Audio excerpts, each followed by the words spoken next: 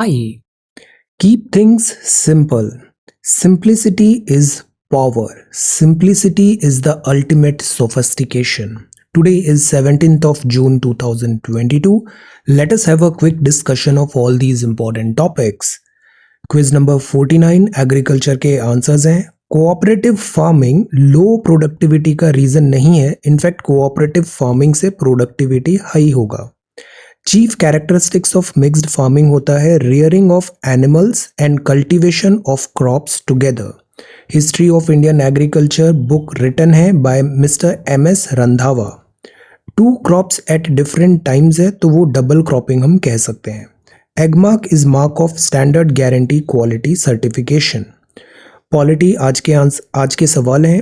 A joint session of the parliament to resolve the deadlock between two houses is presided over by the speaker of लोक सभा, but अगर Lok Sabha speaker नहीं है in his absence the deputy speaker.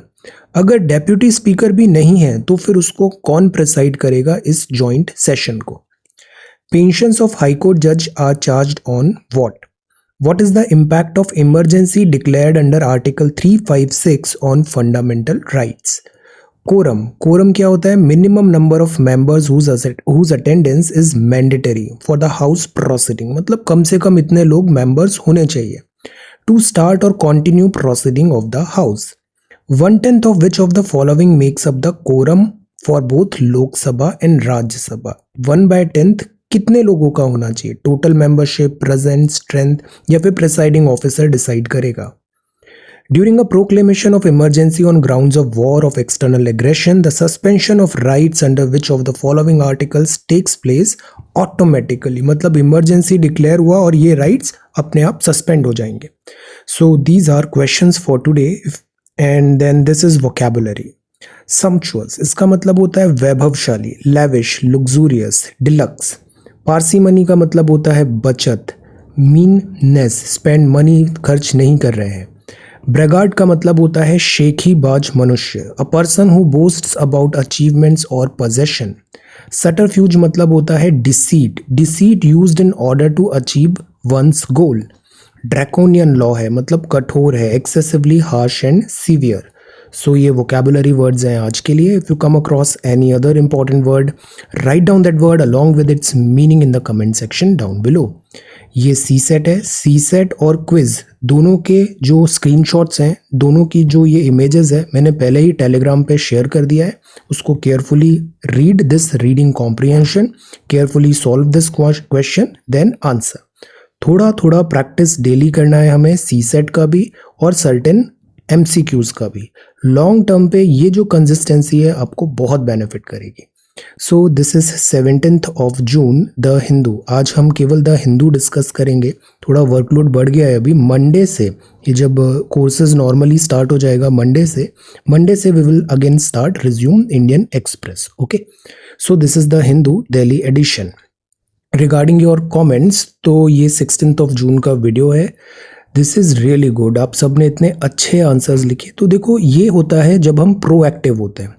Teacher में interest होना चाहिए, teacher interest के साथ पढ़ा रहा है, स्टूडेंट को भी सेम प्रोएक्टिवनेस दिखानी पड़ती है, तब जो लर्निंग आउटकम होता है वो बेटर होता है। तो दिस इज़ रियली गुड। राज, अब जैसे आपने इतना ये डिस्कस किया 5 प्रिंसिपल्स, तो ये चीज़ याद हो गया। Daman is so regular. Dhaval, this is really good. सारे आंसर्स यहाँ पे विद डिटेल्स यहाँ पे आंसर किए, this is really good. Aditi, see time stamp के साथ 5 प्रिंसिपल्स क्या है। यही जो स्मॉल जो लर्निंग्स हम daily day to day basis पे अक्वायर करते हैं ना, रियल एग्जाम में ये बहुत हेल्पफुल होती है। Ram Naresh, Nikita, very good. Dhaval, Aditi, Rahul is so consistent, very good. Kesar, see western eastern Ghat prelims का सवाल है। Blue moon, then this is Daman, Raj, Dhawal, Gaurav. Telegram group के बजाय हम वेबसाइट में आंसर राइटिंग करेंगे, वेबसाइट इससे बेटर है वेबसाइट में। Okay, then Gautam, very good. Raj, Dhaval, Rahul, then Neetu. 16 सितंबर मैं भी बताता हूँ वेबसाइट में किस तरीके से इसको देखना है। देन राहुल, चंदन, स्वाति, वेरी गुड। दमन, प्रज्ञा, इसके बारे में भी मैं अभी आगे बात करता हूँ। Then Neha, then Moses, Sabir, Daman, Anurag, vocab देखो ऐसा होता है, जितना प्रैक्टिस करोगे ना और इन यूज लाओगे, ऐसे हमें बहुत सारे शब्द आते हैं बट जब बोलने को होता है तो हम भूल जाते हैं सारी चीजें, बिकॉज हम प्रैक्टिस नहीं करते। तो इन यूज आप वोकैबुलरी को लाओ अपने। अभी आंसर राइटिंग करोगे ना अनुराग, तो उसमें आप ये सारे वर्ड्स यूज करना अपने आंसर्स में, ये सब कंसोलिडेट हो जाएगा। समीर, राहुल, सुंदर, दमन, अजय, रामनरेश, आयरन पुनीत, दमन, सौम्या, सुंदर, उर्दू। यस, उर्दू का जो जेनेसिस है ना वो दिल्ली में हुआ है। उर्दू जेनेसिस मतलब इंडिया में हुआ है। अंकुर, सी हिंदी में भी कितना अच्छे से कंसाइज फॉर्म में सटीक भाषा का प्रयोग करते हुए लिखा है। Very good Ankur, very good. Daman, Raj, Rahul, Dhaval and Daman. So these were your comments. Now regarding the course, see join करना बहुत आसान है। This is the website srajanindia.1। यहाँ एक ये UPI स्कैन कोड लगा हुआ है और ये दोनों कोर्सेज के डिटेल्स हैं। All you have to do is, आपको इनमें से दो, जो एक कोर्स लेना है या दोनों कोर्स परचेज करना है, all you have to do is scan this UPI QR code और इसका स्क्रीनशॉट आप मुझे इस ईमेल आईडी पर यहाँ पर सेंड कर दीजिए 1@srajanindia.1। Then I will share a Google form with you और हम आगे प्रोसीड करेंगे। अगर UPI में डिफिकल्टी आता है तो you can use this contributions button as well, Razorpay integration. Okay, now जो दूसरी क्वेरीज है वो ये है कि दोनों कोर्स का ओवरलैप होता है क्या? एक्चुअली क्या होता है, प्रीलिम्स और मेंस दोनों सेपरेट नहीं होते हैं। अपने प्रीलिम्स का सिलेबस देखा था, current events, national importance, history, economy, general issues, general science. यही चीज़ और इलेबोरेट वे में दिस GS1 में है, GS2 में है, GS3, GS4 में है। तो हमें ऐसा नहीं सोचना चाहिए कि prelims is separate, mains is separate. हम जो प्रिपरेशन करते हैं उसको हमेशा इंटीग्रेटेड होना चाहिए, दोनों एक साथ प्रिपेयर करेंगे। और अगर आप 2023 के स्टूडेंट हो प्रीलिम्स के, तो अभी 2-3 महीने तो कुछ 2023 स्पेसिफिक पढ़ाई होनी नहीं है। आपको अभी ये जो टाइम है इसमें आप अपना ऑप्शनल सब्जेक्ट करेक्ट करो, इसमें आप जनरल स्टडीज़ का ये जो मेंस हम सारी क्लासेस लेने वाले हैं इसको आप अच्छे से फिट कर लो। ये चीज़ आपको फिर प्रीलिम्स में बहुत काम आएगी जब हम डेडिकेटेड प्रीलिम्स फुल थ्रॉटल के मूड में आएंगे। Okay, because answer writing and mains is something जो एक दिन में लेवल अप नहीं होता है, you have to gradually do every day. So that is why ये जो मेंस का कोर्स है ये भी आपको बहुत बेनिफिशियल होगा इवन फॉर 2000 से next year 2023 students as well. इस 3 महीने में आपका पूरा सिलेबस गो थ्रू हो जाएगा, आंसर राइटिंग का इनिशिएशन हो जाएगा, ये चीज़ आपको आगे बहुत हेल्प करेगी। Okay, now let us come to this the Hindu. So this is Friday June 17th। अब सी अग्निपथ स्कीम जिस दिन अनाउंस हुआ, 2 दिन पहले अनाउंस हुआ, आप वीडियो देखो, मैंने आपको बताया था ना इसमें बहुत सारी लेयर्स है, बहुत सारी लेयर्स है इसमें, और इसमें बहुत सारे चेंजेस भी आएंगे, ये मॉडिफाई होगा, अपडेट होगा। This is the new scheme. अब इस स्कीम में जो डिफरेंसेस है, वी आर अ डेमोक्रेसी, बिल्कुल हक है सबको इस स्कीम में जो भी डिफरेंसेस है उसको यहाँ पे प्रेजेंट करने का। बट ये जो चीज़ है, this cheese is not at all acceptable, this is not at all acceptable. एक तरफ हम फौज में जाने की बात कर रहे हैं, देश को बचाने की कोशिश करेंगे, डिफेंड करेंगे, then such type of activity is not acceptable. Scheme में जो इश्यूज हैं वो बिल्कुल रेज करना चाहिए और इसका अमेंडमेंट या फिर जो सॉल्यूशन है वो फाइंड होना चाहिए, but this is not acceptable. Violence of any type is not acceptable. Then this is daily COVID cases cross 12,000 mark. Mumbai reports highest number of fresh infections at 2366. अब सी Covid भी हमें पता है, Covid day 1 से हम follow कर रहे हैं, कोविड-19 न्यूज़ चेंजेस होते हैं ग्रेजुअली, जो इवन गवर्नमेंट नोटिफिकेशन देती है, इंस्ट्रक्शंस देती है, वो चेंज करते हैं ओवर द टाइम। अब नई सिचुएशन जो आ रही है कि कोविड केसेस बढ़ रहे हैं, तो फिर से अब फ्रेश सर्कुलर्स इशू हो रहे हैं सारे DMs को, और बोला जा रहा है कि आप अलर्ट मोड पे आ जाओ, अगर पॉजिटिविटी रेट बढ़ेगी तो आपको इमीडिएट वहाँ पे एक्शन लेना पड़ेगा। बट अब एक्शन अभी ऐसा नहीं होगा कि पैन इंडिया एक्शन लेंगे हम, अभी जो एक्शन होगा वो हम माइक्रो जोन बेसिस पे लेंगे, हम केस बाय केस बेसिस में लेंगे। Okay, alright. So daily rate positivity अभी 2.35% पे है और मुंबई और इधर केसेस बढ़ रहे हैं। वैक्सीनेशन इज इम्पॉर्टेंट और covid appropriate protocol is important. Now this is again defence minister साहब ने बताया, Pakistan continues to disturb peace in India. Now this is a problem. Pakistan के साथ हमेशा से प्रॉब्लम रहा है स्टेट स्पॉन्सर्ड टेररिज्म का। पहले डायरेक्ट कॉन्फ्रंटेशन की कोशिश की गई, फिर जब 2 बार डिफीट हो गया 65-71 में, तो प्रॉक्सी वॉर लड़ने लग गए। प्रॉक्सी वॉर मतलब डायरेक्ट पाकिस्तान आर्मी फाइट नहीं करेगी, वो प्रॉक्सीज टेररिस्ट के थ्रू प्रॉक्सी वॉर्स करेगी। तो स्टेट स्पॉन्सर्ड टेररिज्म स्टार्ट हो गया। जब 1999 में कारगिल वॉर भी जब डिफीट हो गया पाकिस्तान का, तो पाकिस्तान अगेन आज के टाइम पे जैसे ये साइबर वॉरफेयर है या फिर से जो अभी डिजिटल इंफॉर्मेशन वॉरफेयर है, इन चीज़ों का भी एक बहुत बड़ा थ्रेट आ गया है। अब जैसे ये जो न्यूज़ होती है, ये GS3 security of India internal and external के लिए काफ़ी इंपॉर्टेंट है। तो ये स्टेट स्पॉन्सर्ड टेररिज्म है, दैट इज़ वाई FATF की ग्रे लिस्ट में यहाँ पे रखा गया है कंट्री को। अभी इकोनॉमिक क्राइसिस भी यहाँ पे चल रहा है। सी, remembering the heroes of Galwan who fought valiantly for the honor of the country and laid down their lives on June 15, 16, 2020, उनका courage, bravery, supreme sacrifice will never be forgotten. So this is there. तो that is why we are in a very difficult neighborhood. अगर यहाँ पे पाकिस्तान है, this is China, और CPEC access हमें बहुत अच्छे से पता है, ये इनकी प्रॉक्सिमिटी बढ़ रही है। इवन जो चाइना है वो कंसिडर कर रहा है ट्रूप डिप्लॉयमेंट भी in Pakistan territory. So this is a big cause of worry. So that is why हमें हमारी डिफेंस प्रिपेयर्डनेस अप करने की ज़रूरत है। तो दिस इज दैट। और fighting is bad, civil war is bad. Warm sleepless nights in a concrete jungle, urban heat islands grow in capital, expert see escape in green infrastructure. आप अक्सर देखो, हम जैसे Tier 2 सिटी में जाते हैं या विलेजेस में जाते हैं, वहाँ ज़्यादा हमें हेल्दी ग्रीनरी एनवायरनमेंट मिलता है। अगर हम सिटीज़ में जाते हैं तो अननेसेसरी वहाँ पे हमें टेम्परेचर भी ज़्यादा फील होता है। वो एक्चुअल में होता है, क्यों होता है? Because of this urban heat island effect.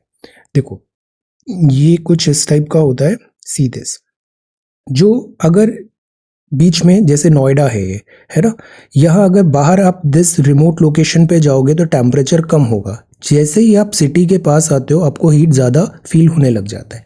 Y? Because यहाँ पर ग्रीन हाउस गैसेस का एमिशन ज़्यादा हो रहा है, because of industries, because of से व्हीकुलर पॉल्यूशन। तो इनके कारण हीटिंग यहाँ पे ज़्यादा होती है। प्लस ये कंक्रीट के जंगल है, तो अगर ज़मीन नहीं है, अब कंक्रीट तो बहुत जल्दी हीटअप होता है, ज़मीन धीरे हीटअप होती है इन कंपैरिजन, तो इसके कारण यहाँ पे हीट का जो इम्पैक्ट है वो ज़्यादा फील होता है। सी, ये हीट आइलैंड फिनोमिनन होता है। हीट ऑफ वेपराइजेशन, जैसे ट्रीज़ वगैरह नहीं है तो एवापोट्रांसपिरेशन नहीं हो रहा है, तो इससे क्या होता है, जो ट्रीज़ होते हैं वो एक सूदिंग कूलिंग इफेक्ट लाते हैं, वो यहाँ पर जो आइलैंड्स हैं, अर्बन आइलैंड्स है, वहाँ पे मिसिंग है। Heat from the road surface है, कंक्रीट और तार का। टेम्परेचर इंक्रीज है, हीट फ्रॉम व्हीकल्स आ रहा है। बिल्डिंग्स हैं, एयर कंडीशनर्स हैं, एंथ्रोपोजेनिक हीट है, heat of vaporisation, heat from building surface. So जैसे ही आप किसी शहर की प्रॉक्सिमिटी में आते हो, टेम्परेचर आपको ज़्यादा नज़र आने लगता है, और इसी को बोलते हैं अर्बन हीट आइलैंड। जैसे पूरा समुद्र है, समुद्र के बीच में एक आइलैंड दिखा, तो ऐसे ही पूरा यहाँ पे टेम्परेचर कम था बट बीच में एक स्पॉट में टेम्परेचर ज़्यादा है, तो वो अर्बन हीट आइलैंड इफेक्ट हो गया। सी, अब दो चीज़ होती है, शॉर्ट वेव रेडिएशन है, इनकमिंग लॉन्ग वेव रेडिएशन है। ये जो लॉन्ग वेव रेडिएशन है, ग्रीन हाउस गैसेस क्या होती है, इसको एब्जॉर्ब कर लेती है।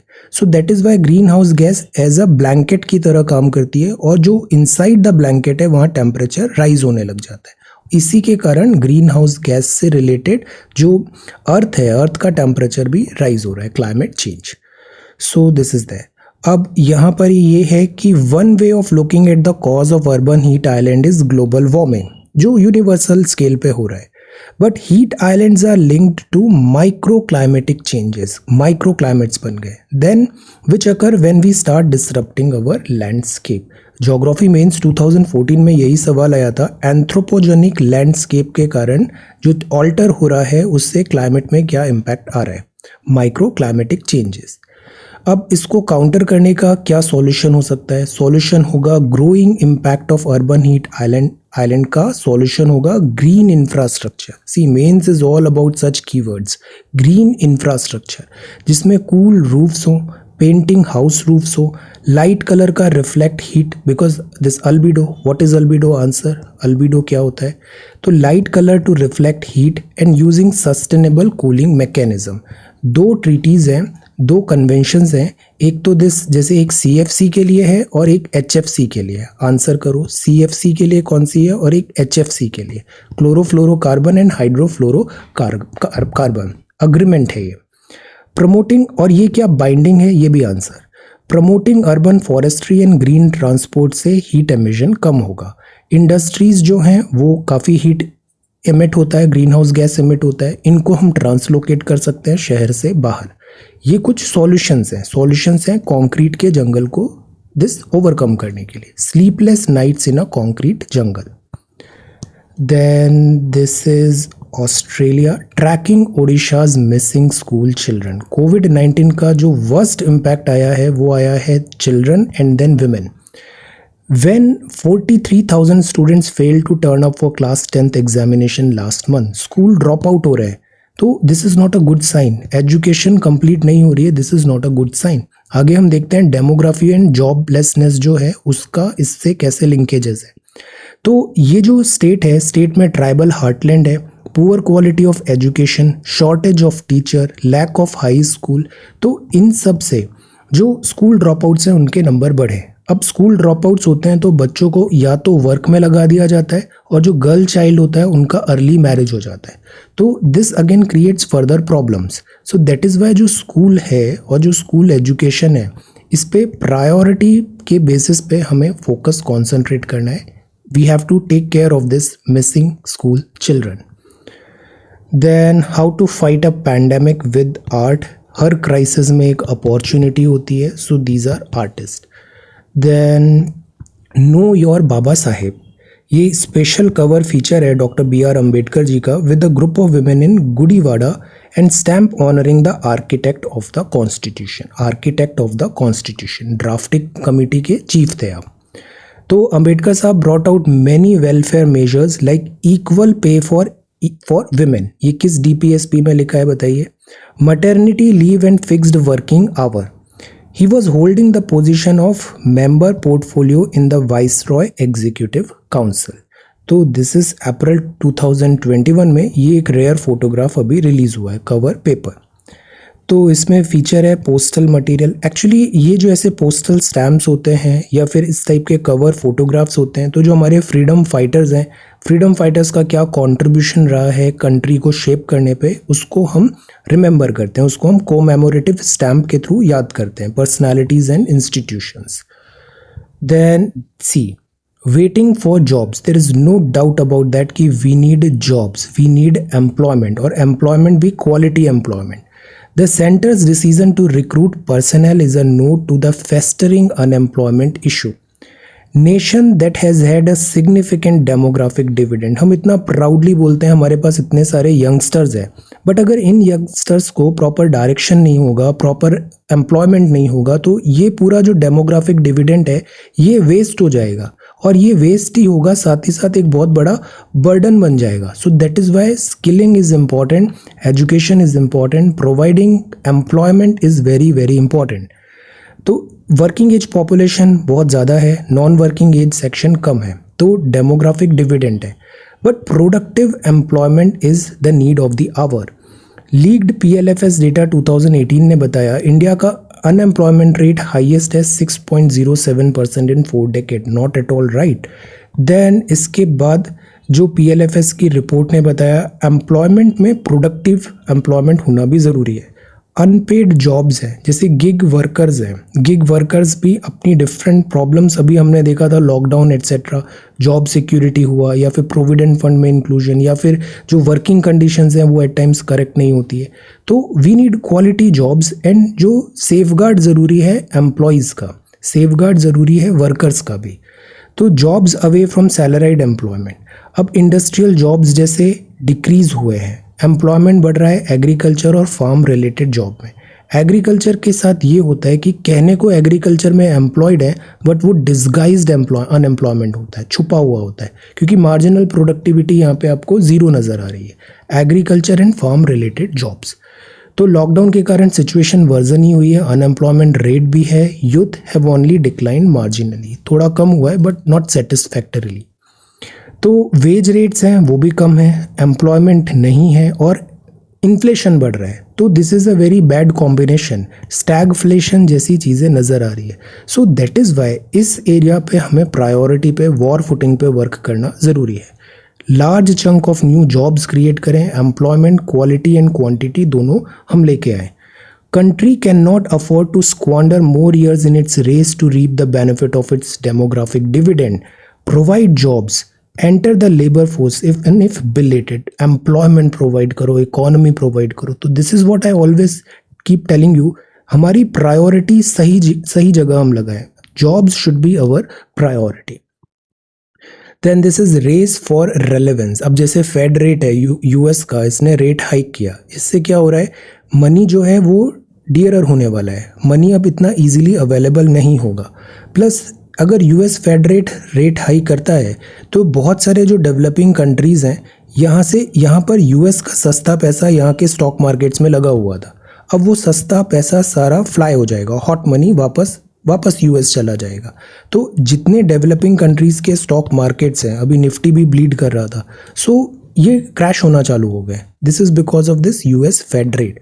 और इसमें यूएस फेड रेट का भी पॉलिसी अगर देखें तो पहले ये पॉलिसी थी कि growth and development economy recover करना है, तो इन्होंने ह्यूज अमाउंट में चीप मनी मार्केट में इंट्रोड्यूस करा दिया, बहुत ज़्यादा एक्सेसिव ऑफ लिक्विडिटी कर दी गई। तो इससे वो लिक्विडिटी एब्जॉर्ब तो नहीं हुई, इन्फ्लेशन बढ़ने लग गया, इन्फ्लेशन बढ़ने लग गया तो अब वापस रेट में हाइक हो रहा है यहाँ पे। This is the story. तो इससे acceleration, recent exodus of foreign portfolio investment, जैसे इंडिया से अवे हो रहा है, फ्लाइंग अवे, और इससे डॉलर जो है वो मजबूत होगा। देन फ्यूल वैसे ही इन्फ्लेशन को डायरेक्ट हिट करता है, फ्यूल महंगा होगा, रुपी कमज़ोर होगा, तो हमारे लिए बहुत डिफ़िकल्ट सिचुएशन बन सकती है।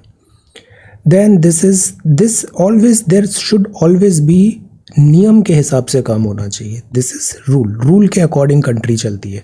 This is floundering of Israel's uneasy कोalition।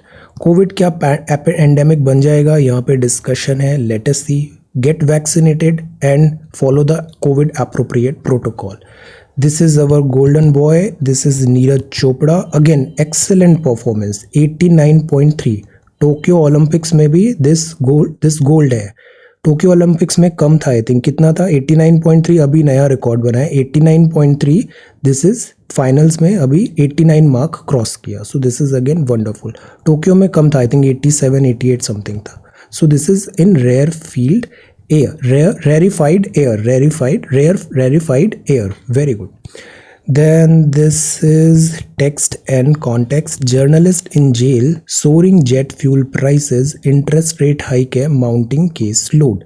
अब देखो क्रिप्टो, डे वन से मैं क्या बता रहा हूँ, क्रिप्टो को आरबीआई की बैकिंग नहीं है। अभी जैसे जो टेस्ला है, एलोन मस्क, उस पर भी अभी एक स्यू किया है $238 बिलियन का, डॉजे कॉइन एट्सेट्रा। ये जो क्रिप्टो है ना, अगर गवर्नमेंट बैकिंग नहीं होती है तो ये कई बार पॉन्जी स्कीम टाइप्स बन जाती है। अगर हम इसका कॉन्सेप्ट देखें, जो कॉन्सेप्ट बिटकॉइन के पीछे है कि डिसेंट्रलाइज्ड करेंसी है, या फिर जो टेक्नोलॉजी है लेजर, ये अच्छा है, क्रिप्टो इज़ गुड। बट जो करेंसी है अगर वो बैक्ड बाय किसी सेंट्रल बैंक नहीं है, अगर उसकी शॉर्टेज अगर से आर्टिफिशियली बनाई गई है, तो वो करेंसी लॉन्ग लास्टिंग नहीं हो पाती है, वो क्रैश होती है। बिटकॉइन और क्रिप्टो करेंसी जैसे अभी ऑल टाइम हाई था लास्ट ईयर में, और अभी इसका काफ़ी फॉल हुआ है। सिमिलर दूसरी जो क्रिप्टो करेंसीज़ हैं उसमें भी सेम ट्रेंड देखने को मिला है कि ड्रॉप हुआ है, मेजॉरिटी का ड्रॉप हुआ है, और रिवर्सल भी अभी कुछ नज़र आ नहीं रहा है। इन्वेस्टर का एंथुजियाज्म भी कम दिख रहा है। तो इससे क्या होता है, बहुत सारे जो गलिबल पीपल है जिन्होंने क्रिप्टो जब बज़ वर्ड चल रहा था, जब परचेज कर लिया, they are facing heat now. Crypto currency क्यों क्रैश हुआ? क्रिप्टो करेंसी क्रैश इसलिए हुआ बिकॉज मनी अब डियरर होता जा रहा है, इन्वेस्टर्स जो थे वो यहाँ से फ्ली कर रहे हैं। एनालिस्ट बोल रहे हैं fall in the price of crypto is in line with the fall in price of stock. Central bank US federal reserve ने बिकॉज टाइटन कर दिया है मॉनेटरी पॉलिसी। तो सब सेफ करेंसी ढूंढते हैं, और क्रिप्टो सेफ नहीं होता, डेवलपिंग कंट्रीज की करेंसी भी सेफ नहीं होती। सेफ होता है तो वो होता है डॉलर। तो डॉलर स्ट्रांग हो रहा है, बाकी करेंसीज यहाँ पे वीक हो रही है। तो लिक्विडिटी का शॉर्टेज है, तो क्रिप्टो का जो बबल है शायद वो भी यहाँ पे बस्ट हो रहा है। ऐसे डिफरेंट यहाँ पे थ्योरीज दिया गया है। हमें इसमें बहुत ज़्यादा स्पेकुलेशन में नहीं जाना है, नॉट इन अवर सिलेबस। हमें बस ये पता होना चाहिए आरबीआई का क्या स्टेटमेंट है कि क्रिप्टो करेंसी के मिसयूजेज हो सकते हैं, लाइक दैट। तो बहुत सारे जो बैंक्स हैं, चाहे वो आरबीआई है हमारा या चाइना का है, इवन यूएस का है, जितनी बड़ी इकोनॉमीज हैं उन्होंने क्रिप्टो को फेवर नहीं किया है। डिसेंट्रलाइज्ड और प्राइवेट क्रिप्टो करेंसी को फेवर नहीं किया है। चाइना बोलता है हम खुद की डिजिटल करेंसी लाएंगे। ऐसे ही इंडिया में भी आरबीआई, और अभी बजट में अनाउंसमेंट हुआ था कि हम खुद की क्रिप्टो करेंसी, मतलब आरबीआई बैक्ड क्रिप्टो करेंसी लाएंगे। एक होता है फिएट करेंसी। फिएट करेंसी क्या होता है? Tell fiat. तो क्रिप्टो में ना मेटल की तरह नहीं है, जैसे गोल्ड है। गोल्ड एक प्रीशियस मेटल है, तो वो हमेशा मटेरियल रहेगा, उसका शॉर्ट सप्लाई होगा, गोल्ड का वैल्यू हमेशा रहेगा। बट क्रिप्टो का ऐसा है कि इसकी जो स्कार्सिटी होती है वो मार्केट बेस्ड होती है, तो दैट इज़ वाई इनमें वॉलेटिलिटी के चांसेस ज़्यादा होते हैं। तो limited supply alone can not make crypto like bitcoin a valuable asset like gold and silver. Let us see, this is credit card via UPI. अब जो यूपीआई है हमारा, ये गेम चेंजर हो गया है। This is unified payments interface, UPI. पहले क्या होता था कि बहुत सारे इंटरमीडियरीज होते थे, आपको इनके थ्रू पेमेंट को लेना है, किसी प्लेटफॉर्म के थ्रू लेना है। तो जैसे ये फिर एक पर्टिकुलर फ़ी चार्ज करते हैं उसका। जैसे व्हेन यू पे फी वाया रेजर पे, तो आई हैव टू पे a certain fee. But when you पे फी वाया यूपीआई, तो यूपीआई डायरेक्ट होता है, इसमें किसी भी टाइप का ट्रांजेक्शन चार्जेस नहीं होते। बट प्लेटफॉर्म के थ्रू आने पे ट्रांजेक्शन चार्जेस होते हैं। तो इससे क्या होता है, यूपीआई का एडॉप्शन बढ़ा, यूपीआई बहुत पॉपुलर हो गया। तो इंडिया में यूपीआई पहले डेबिट कार्ड बैंक अकाउंट से लिंक था, अब यूपीआई आपके क्रेडिट कार्ड से भी लिंक्ड होगा। तो this is new development. UPI का एडॉप्शन डिजिटल पेमेंट को बढ़ाने की कोशिश है। तो रिजर्व बैंक ऑफ इंडिया ने अलाउ किया है क्रेडिट कार्ड भी यूपीआई से इंटीग्रेट हो पाएगा। See the number, 26 crore unique users, 5 crore merchants on the platform है UPI. This is very very good number. तो लिंक करने से ये साइज और बढ़ेगा, यूपीआई का एडॉप्शन बढ़ेगा। सो this is unified payments interface. एक बॉडी होती है एनपीसीआई, ये बहुत सारे डिजिटल पेमेंट और इससे रिलेटेड बैंकिंग से रिलेटेड इनिशिएटिव्स लेती है। कुछ वर्क बताओ जो एनपीसीआई ने किया है। जैसे एक वर्क हो गया यूपीआई, ऐसे और भी वर्क है। Tell, this is UPI. Then this is the audacity of regional films. Past some time regional cinema बहुत क्वालिटी एंड मीनिंगफुल मैनर में दिस मूवीज बना रहा है, which is really really good. और रीजनल सिनेमा की जो reach है अब वो पैन इंडिया होती जा रही है। This is excellent. Then this is know your English. Know your English भी मैंने सारे नोट्स में यहाँ लगा दिया है। नो योर इंग्लिश में जैसे एक है कि टू सर्च फॉर और टू लुक फॉर दोनों में डिफरेंस क्या है? सर्च फॉर करते हैं तो हम एग्जामिन थॉरोली करते हैं। जैसे the police search the thief to find out if he had the stolen money on him. To search for. To look for a book, तो हम to look for say certain thing, तो वहाँ हम इतना thoroughly नहीं कर रहे। Search जब होता है तो वो थॉरोली एग्जामिन हो रहा है वहाँ पे चीज़ें। An accident is a chance occurrence, it is something unexpected. Accident lucky भी हो सकता है, अनलकी भी हो सकता है, न्यूट्रल भी हो सकता है। जैसे it was just an accident that I met him when he was in a marvellous mood. तो एक्सीडेंट न्यूट्रल भी हो सकता है, अनलकी, लकी, कुछ भी हो सकता है। चांस अकरेंस है। John met with an accident, he escaped with minor injury. I wonder whether serious attention should be paid to accidents of birth and beauty. Accidents can be major और minor, और जो mishap होता है वो एक minor accident होता है। If someone is run over by a car, it is a serious accident, but it is not a mishap. He hurt his knees during the cricket match. In spite of this mishap, he continued to play. तो ये थोड़ा this lighter होता है, minor accident होता है। For hire and this is too late, इसके लिए क्या डिफरेंस होता है? बोट्स, क्लोथ्स, व्हीकल्स जो होते हैं हम हायर करते हैं। जैसे आपको कहीं टैक्सी हायर करना है तो दिस इज हायर। किराए पे मकान उठाना है तो this is rented out. Okay. America में लोगों को भी हायर किया जाता है, जैसे कंपनी में ओपनिंग है वो हायर कर रहे हैं पीपल को, like that. To blow the whistle on something, हमने विसल ब्लोअर बिल पढ़ा था। तो विसल ब्लोअर मतलब वो होता है कि आप एक्सपोज कर रहे हो, to put an end to something you don't approve of. Blow the whistle of their unwholesome business activity, तो this is whistle blower. Demon की तरह प्रोनाउंस होता है ये. It rhymes with fee, tea, bee and sea. This is demon. So this is English. English is a funny language. Then this is quiz.